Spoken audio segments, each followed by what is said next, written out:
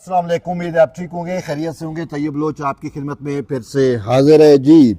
Judicial महाज से एक अहम डेवलपमेंट है और वो डेवलपमेंट जो है बरह रास्त जुड़ी हुई है इस्लामाबाद हाई कोर्ट से। जैसा कि आपको इल्म है कि इस्लामाबाद हाई कोर्ट में इस वक्त जो है वो तकसीम, जजेस की तकसीम जो है वो बहुत वाज़े है और ये तकसीम जो है वो अब एक बहुत बड़े तनाज़े की भी सूरत इख्तियार कर चुकी है। और ख़ुसूसन इस्लामाबाद हाई कोर्ट के जो 3 नए जजेस आए थे उनके ख़िलाफ़ जो यहाँ पर मौजूद पहले से जो अत्तर मिनल्ला साहब के अपॉइंट करदा जजेस हैं या जिनकी उन्होंने रिकमेंडेशन दी थी, जिनको आप इमरानदार जजेस कहते हैं या फैज़याब जजेस कहते हैं, उन जजेस की जानिब से मुसलसल मुज़ाहमत जो है वो हो रही है। लेकिन यहाँ पे जो है वो ख़बर ये भी है कि वो जो 5 जजेस थे जिन्होंने खतूत लिखे और जिन्होंने इस्लामाबाद हाई कोर्ट के उन 5 जजेस ने जिन्होंने सुप्रीम कोर्ट ऑफ पाकिस्तान में दरख्वास्त भी दायर की थी, अब खबर यह है कि उनमें से 2 जज जो है वो न्यूट्रल हो गए हैं और उनमें से 2 जजेस ने जो है वो अपना यानी कि अपने आप को अलग कर लिया है। और अब इसके हवाले से अहम डेवलपमेंट ये है कि पहले मकाम चीफ जस्टिस जो सरफराज डोगर है उसके साथ वो बैठते भी नहीं थे, चाय भी नहीं पीते थे। तो अब उन 5 में से 2 जजेस जो हैं वो जब टी ब्रेक होती है तो वो टी रूम में जस्टिस सरफराज डोगर के साथ चाय भी पीते हैं। लेकिन ये बातें तो चलती ही रहेंगी। इससे भी एक अहम डेवलपमेंट है, एक अहम मामला है और वो मामला ये है कि आपके पसंदीदा जज जिसे जो है आप अमेरिकन जज भी कहते हैं, अब आप समझ गए होंगे मैं बात कर रहा हूँ जस्टिस बाबर सत्तार की। तो जस्टिस बाबर सत्तार जो है वो काबू में नहीं आ रहे और वो किसी की बात सुन ही नहीं रहे, बल्कि वो जो है वो मंसूर अली शाह से भी 2 कदम आगे चले गए हैं। उन्होंने जो है वो केस कोई भी हो और उस केस में वो अपने ही चीफ जस्टिस के खिलाफ इंसाफ देना उनका काम नहीं है ना। ये आज तक उन्होंने, मुझे नहीं लगता कि उन्होंने कोई ऐसा फैसला किया हो जिसको हम कहें कि इससे जो है आम सैलीन को फ़ायदा पहुंचा या आम सैलीन को जो है वो इंसाफ मिला। खैर उन्होंने जो करना है वो यही है कि केस कोई होता है और उसमें अपने ही चीफ जस्टिस के खिलाफ जो है वो एक आर्डर निकाल देते हैं। मामला कुछ यूँ हुआ कि उन्होंने एक कोई केस सुन रहे थे जिसमें ECL का मामला था, कुछ लोगों के नाम ECL में डाले गए थे। तो उन्होंने ECL वजारत दाखिला और उनके से मुतल्लिका अमूर को बुलाया कि आपने ये नाम ECL में क्यों डाले।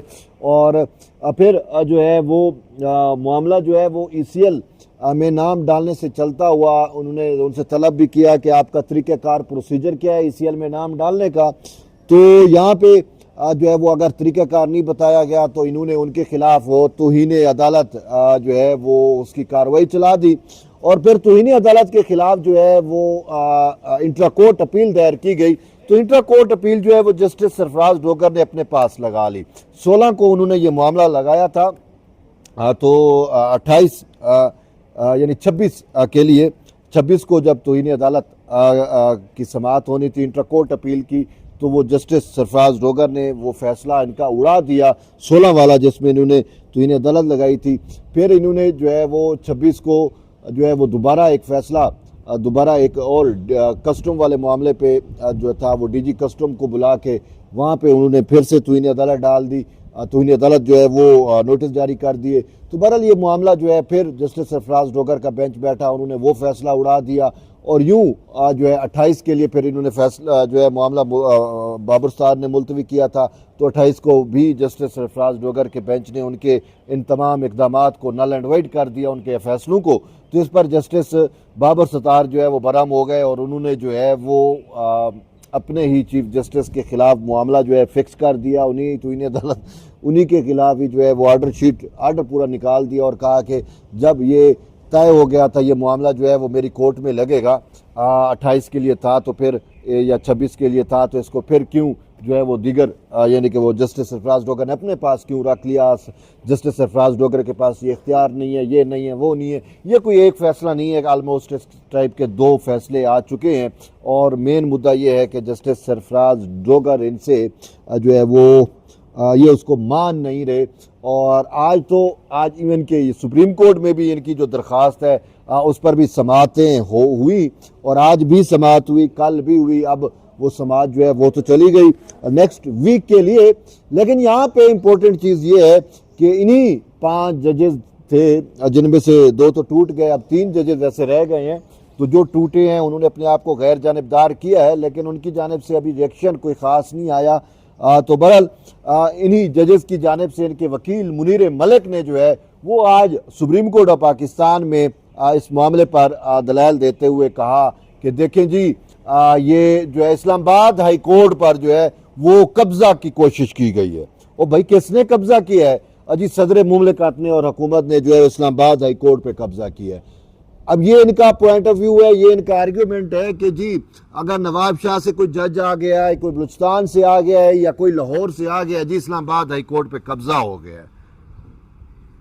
हकीकत अगर आप मुझसे पूछें तो इस्लामाबाद हाई कोर्ट पे कब्जा वागुजार कराया गया है। वो कब्जा था फैज़याब जजेस का, वो कब्जा था इमरानदार जजेस का, जिन्होंने इस्लामाबाद हाई कोर्ट को जो है वो एक बांदी बना रखा था। सिंपल सी बात है।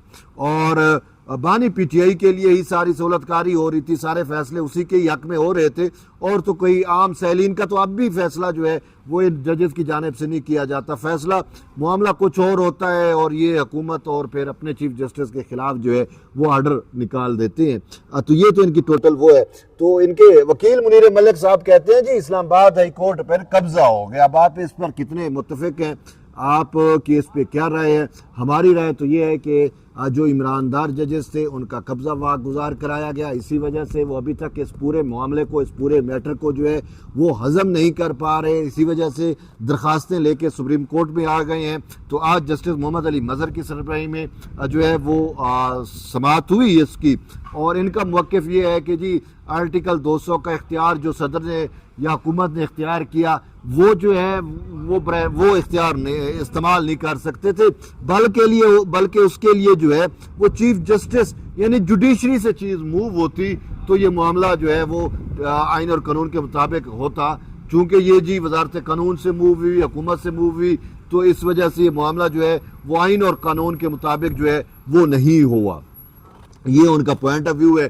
और आज इस पे ये भी जस्टिस सलाउद्दीन पवर ने कहा कि आपने तो है जजेस के तबादले को तो चैलेंज ही नहीं किया। आपका टोटल मुद्दा जो है वो सीनियरिटी पे है।